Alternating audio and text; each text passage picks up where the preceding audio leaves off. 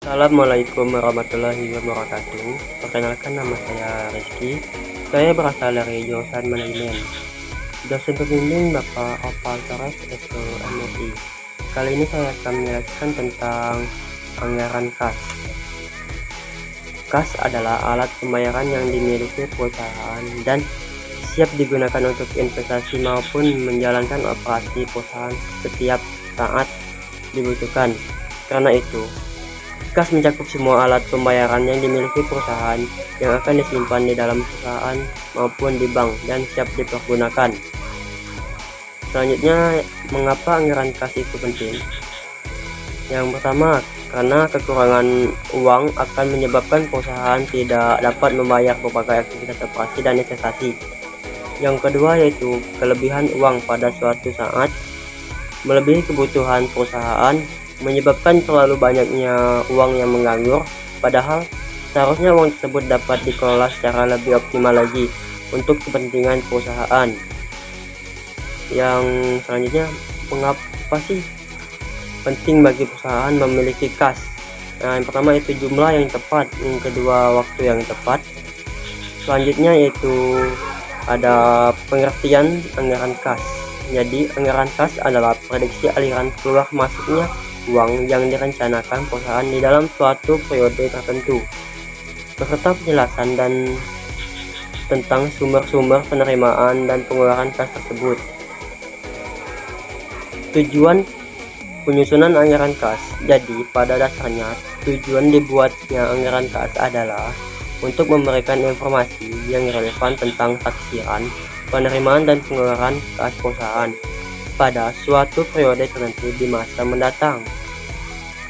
Selanjutnya itu ada beberapa pertanyaan penting dalam menyusun anggaran kas. Yang pertama yaitu, dari mana datangnya uang kas selama periode tersebut dan berapa besarnya?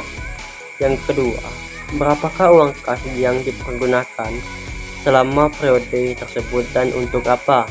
Yang ketiga, berapakah perubahan di dalam saldo kas selama periode tersebut? Selanjutnya itu ada sumber penerimaan dan pengeluaran kas.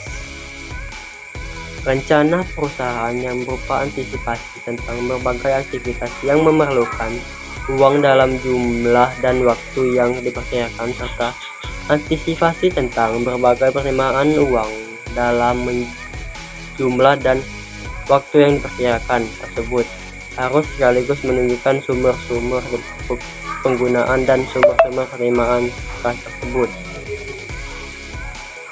Setiap sumber penerimaan kas harus dapat dibuat taksirannya tentang berapa banyak uang yang akan diperoleh dari setiap sumber tersebut dan kapan uang tersebut akan diterima.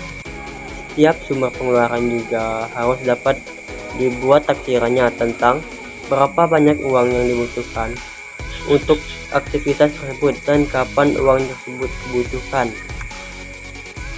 Dari perbedaan jumlah dan waktu aliran dana yang diterima dan aliran dana keluar tersebut, akan terlihat tingkat keseimbangan antara keduanya. Jika jumlah uang yang akan diterima lebih besar dari jumlah uang yang akan dikeluarkan, tinggal dilihat waktu dibutuhkannya uang tersebut dan waktu dikeluarkannya uang tersebut. Jika jumlah uang yang akan dikeluarkan lebih besar dari jumlah uang yang akan diterima, maka perusahaan harus membuat efisiensi pada pos-pos yang memungkinkan. Jika efisiensi telah dilakukan tetapi jumlah uang yang akan dikeluarkan tetap lebih besar dari jumlah uang yang akan diterima, maka perusahaan tinggal mengelola waktu diterima dan dikeluarkannya kas tersebut agar pada saat dibutuhkan uang tersebut telah tersedia. Next, format anggaran kas.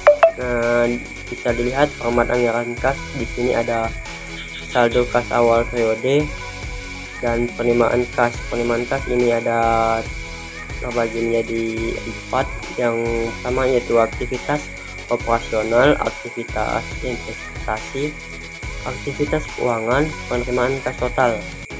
Selanjutnya itu ada pengeluaran kas. Pengeluaran kas ini juga terbagi menjadi 4, yaitu ada aktivitas operasional, aktivitas investasi, aktivitas keuangan, dan pengeluaran kas total. Dan terakhir itu ada saldo kas akhir periode. Kelompok sumber aliran kas yang pertama yaitu ada aktivitas operasi, yang kedua itu ada aktivitas investasi, yang ketiga itu ada aktivitas keuangan. Di sini akan menjelaskan apa sih aktivitas operasional itu. Aktivitas operasional yaitu berbagai aktivitas yang berkaitan dengan upaya perusahaan untuk menghasilkan produk perusahaan, sekaligus semua upaya yang terkait dengan upaya menjual produk tersebut.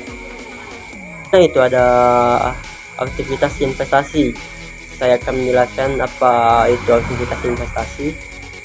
Aktivitas investasi adalah berbagai aktivitas yang terkait dengan pembelian dan penjualan harta perusahaan yang dapat menjadi sumber pendapatan perusahaan, seperti pembelian dan penjualan gedung, tanah, mesin, dan pembelian obligasi atau saham perusahaan lain sebagainya.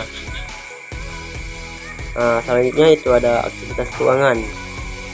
Aktivitas keuangan ini adalah semua aktivitas yang berkaitan dengan upaya untuk mendukung operasi perusahaan dengan menyediakan kebutuhan dana dari berbagai sumbernya beserta konsekuensinya. Misalnya penerbitan surat hutang, penerbitan obligasi, penerbitan saham baru, pembayaran dividen, pelunasan hutang, dan sebagainya. Selanjutnya itu ada aktivitas operasional, yang mana aktivitas operasional ini ada terbagi menjadi dua, ada penerimaan kas dan pengeluaran kas. Penerimaan kas ini terdiri dari penjualan produk, pendapatan lain-lain, dan penerimaan piutang. Pengeluaran kas yang pertama yaitu ada pembelian bahan atau produk, yang kedua ada biaya tenaga kerja, yang ketiga ada biaya overhead, yang keempat ada biaya pemasaran, yang kelima ada biaya administrasi, yang keenam ada pembayaran lain. Selanjutnya itu ada aktivitas investasi, juga menjadi terbagi dua.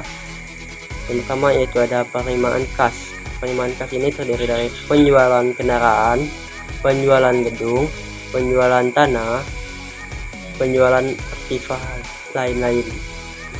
Selanjutnya itu ada pengeluaran kas. Pengeluaran kas terdiri dari pembelian kendaraan, pembelian gedung, pembelian tanah, pembelian peralatan, pembelian mesin, pembelian surat harga. Selanjutnya itu ada aktivitas keuangan. Aktivitas keuangan ini terdiri dari penerimaan kas dan pengeluaran kas juga.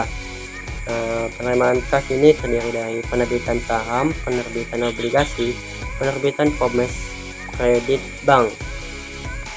Dan itu ada pengeluaran kas ini terdiri dari pembayaran dividen, pembayaran bunga, pelunasan obligasi, pelunasan promes, pelunasan hutang bank. Mungkin itu saja materi yang dapat saya sampaikan. Bisa teman-teman lihat dan kalian pahami tentang materi yang telah saya jelaskan.